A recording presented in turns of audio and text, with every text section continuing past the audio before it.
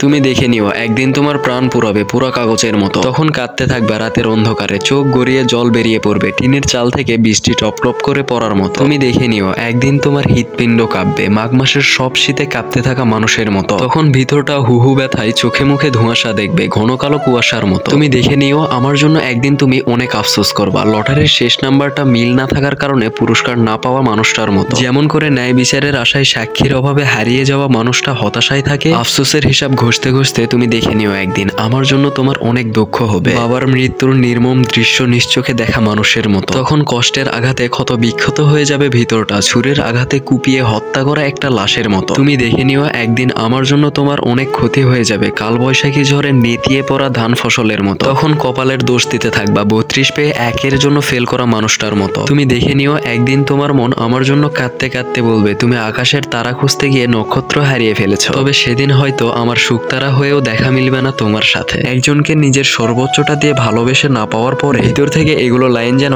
আজগুবি বের হয়ে আসে। হোয়াটএভার যাই হোক এই ছিল আজকের ভিডিও। এতক্ষণ আমি আপনাদের সঙ্গে ছিলাম। ভিডিওটি কেমন লাগছে অবশ্যই কমেন্ট করে জানাইতে ভুলবেন না। আজকের মতো এত পর্যন্ত, সবাই ভালো থাকবেন সুস্থ থাকবেন, আল্লাহ হাফেজ। দেখা হচ্ছে নেক্সট কোনো ভিডিওতে।